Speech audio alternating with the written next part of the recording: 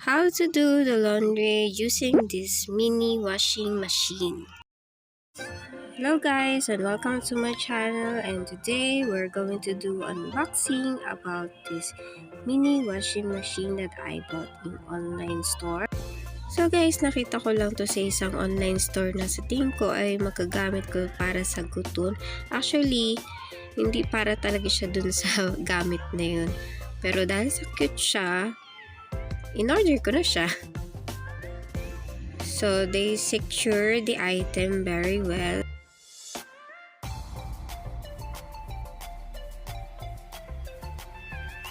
Madaming scotch tape para hindi talaga masira yung item, which is good naman talaga sa seller.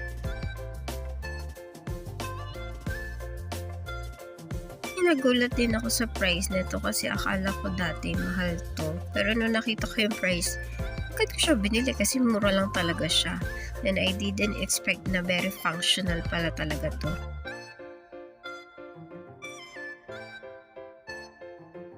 Diyan nahirapan lang talaga akong magtanggal kasi napaka-secured ng packaging niya.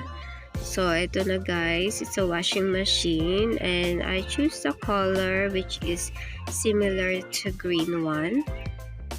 So, parang ayaw niya talaga magpabukas, diba? Nahirapan talaga ako pagbubukas na itong item na.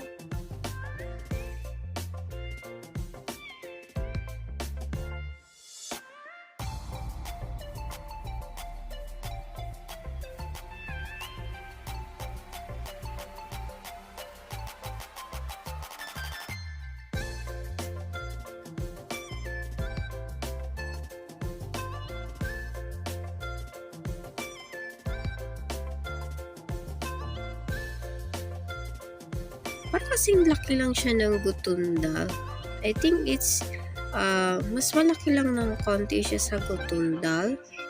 The good thing is there is also a drainage tube, and also it is battery operated, which is free including the package.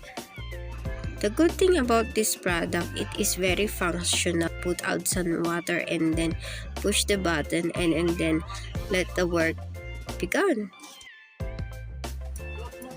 Well, nagulat lang talaga ako kasi talagang gumagana talaga siya. It spins like a normal washing machine. The spinner really works naman talaga. And then, if you want to drain water, just put down the tube and drain water. Now, we have a clothes na medyo madumi na siya. So, let's try how we wash it. So, just like a normal machine, add some water and then add soap on it and then push the button and let the work be done. And then, lagay na natin yung damit sa loob, close, and then push the button. And it starts now na really works talaga siya like a normal washing machine. Ang cute lang niya tignan kasi umiikot talaga siya. Medyo sometimes bumabagal nga lang talaga siya. Just be careful when opening this cover because it's very fragile. It can break anytime. 2 to 3 small brushes can fit inside the washing machine. After a few minutes, we can stop it now by pushing the button and then drain the water. So, kung hindi pa siya masyadong malinis, you can turn it back.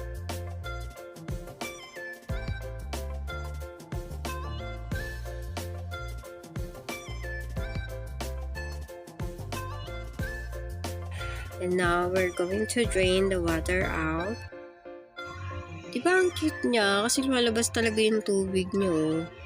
Kita mo, parang washing machine talaga siya. Actually, you can use this for small clothes ng Gotoon dolls. Pero kung medyo malaki, hindi siya pwede dito kasi it will be cramped and the spinner will not going to work. If you're asking about the price, in Philippine peso, it's actually 126 pesos in Shopee. So, after madrain na natin siya, we're going to rinse the clothes.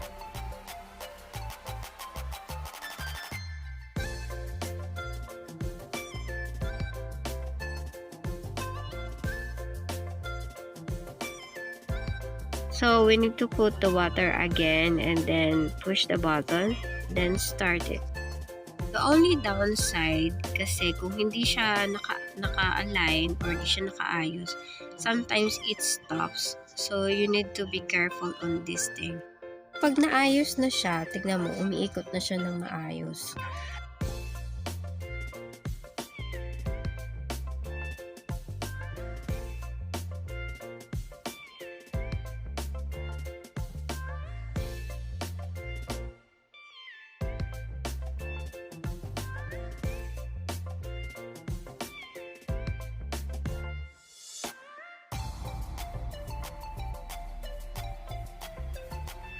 So, just to make sure na talagang gumagana siya, sinubukan ko siya ng 3 beses para naman pag nag-product review ako sa Shopee is walang problema.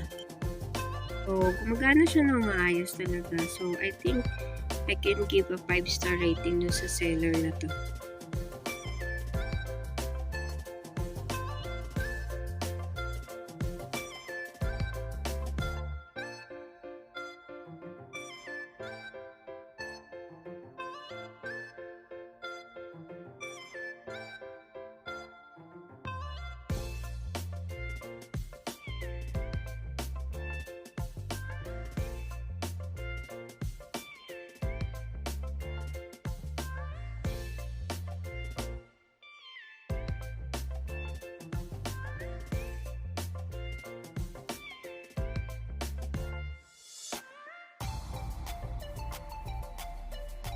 Make sure lang na kapag i-drain mo na siya, yung talagang wala na talaga siyang tubig kasi baka tumaga siya dun sa may part na may battery. Malinis na talaga yung damit na nalibahan ko na to kasi pumuti talaga siya.